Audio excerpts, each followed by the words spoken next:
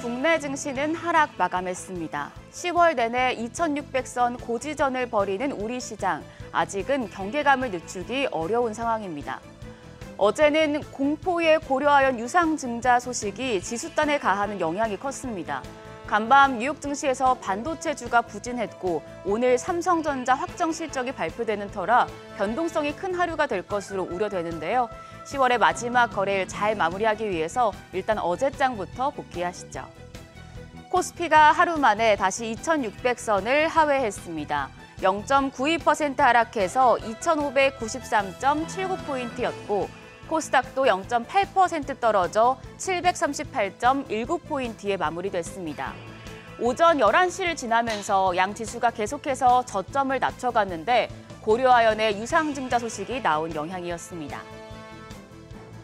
수급적인 부분도 지수에 부정적으로 작용했습니다. 외국인의 매도세가 연일 이어지고 있기 때문인데요. 어제 유가증권시장에서 외국인 3,351억 원의 매도 우위를 기록했습니다. 이로써 5거래일 연속 팔자 포지션을 이어가며 지수의 하방 압력으로 작용했습니다. 기관이 407억 원 순매수했고 개인도 2,709억 원 사자세를 기록했지만 지수를 방어하기에는 역부족이었습니다. 코스닥 시장에서도 외국인은 팔았습니다. 681억 원 매도 우위, 여기에 기관도 135억 원 순매도하면서 지수의 하락을 부추겼습니다. 개인만 홀로 767억 원 사자 포지션 취했습니다. 시가총액 상위 종목 마감가입니다.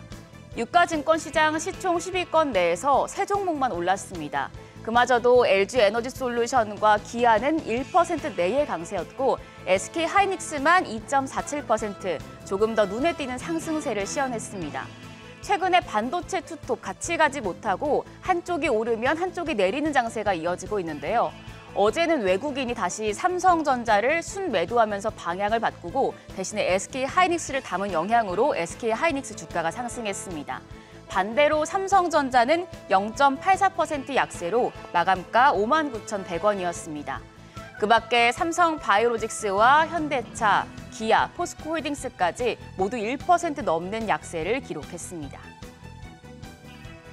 하루 전에 시총 10위에 올랐던 고려아연이 유상증자 쇼크로 바로 하한가로 직행했습니다.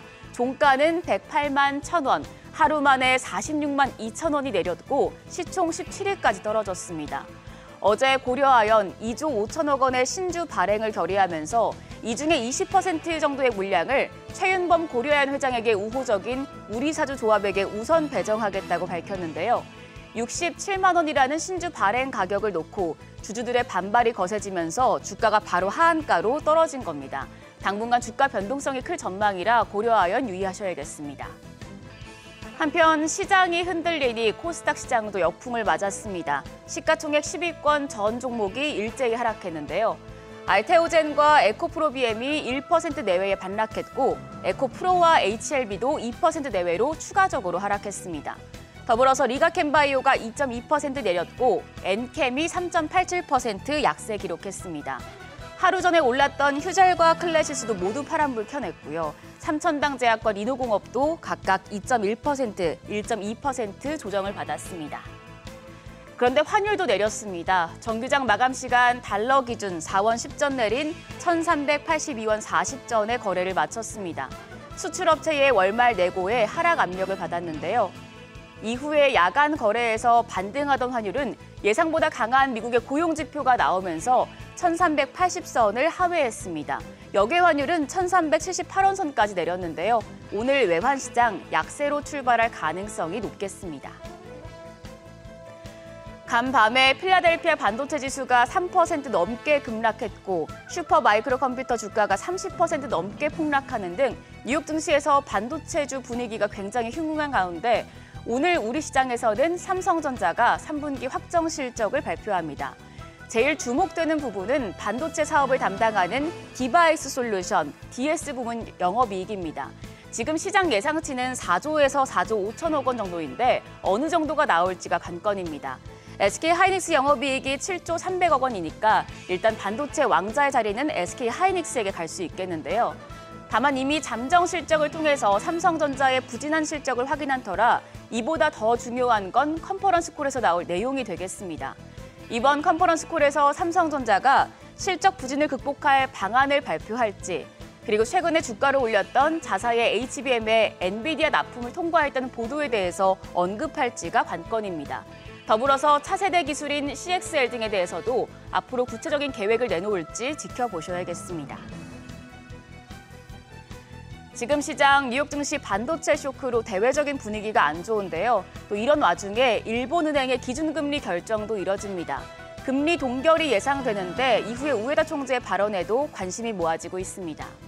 한편 삼성전자 외에도 한화에어로스페이스와 에코프로 그룹주, 대덕전자 등이 3분기 실적을 공개합니다. 실적 체크하시고요.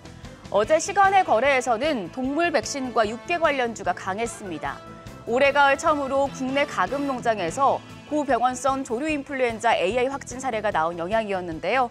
관련주로 이글벳과 중앙맥신, 대성미생물, 체시스, 마니커 FNG 등이 올랐는데 관련주들 오늘장에서도 강한 흐름 보여줄지 지켜보셔야겠습니다.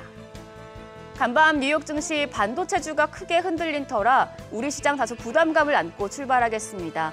안전벨트 단단히 매시고 개장 준비하셔야겠습니다. 지금까지 어제장 오늘장이었습니다.